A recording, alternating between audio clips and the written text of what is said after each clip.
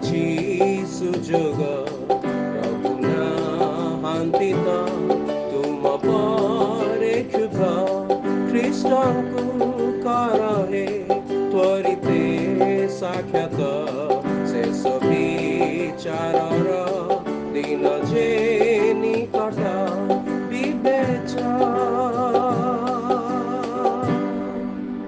প্রিয় শ্ରୋତା ବନ୍ଧୁ, ପ୍ରଭୁ ଯୀଶୁ ଖ୍ରୀଷ୍ଟଙ୍କ ମହତ୍ ନାମରେ ଆପଣଙ୍କୁ ଶୁଭେଚ୍ଛା।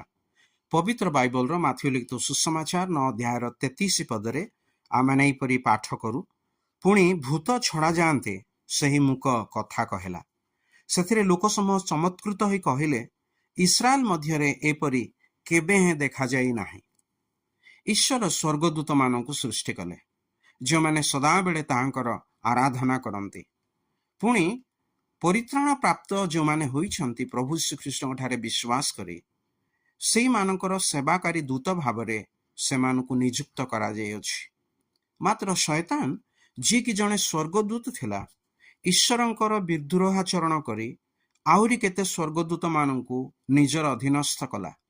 ଈଶ୍ୱର ସେ ସମସ୍ତଙ୍କୁ ସ୍ୱର୍ଗରୁ ବାହାର କରିଦେଲେ।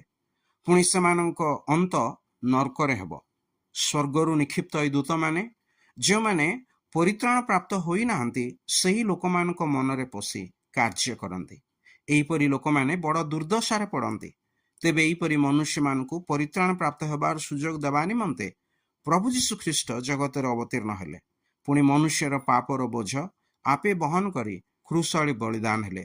ପୁଣି ତୃତୀୟ ଦିନରେ ମୃତ୍ୟୁରୁ ଉତ୍ଥିତ ହେଲେ। ଯେ କେହି ପ୍ରଭୁ ଯୀଶୁ ଖ୍ରୀଷ୍ଟଙ୍କ ଠାରେ ବିଶ୍ୱାସ କରେ, ସେ ପରିତ୍ରାଣ ପାଏ, ପାପର ଦଣ୍ଡ ଓ ଶୈତାନିକ ମନ୍ଦ ଆତ୍ମାମାନଙ୍କ ଠାରୁ ରକ୍ଷା ପ୍ରାପ୍ତ ହୁଏ।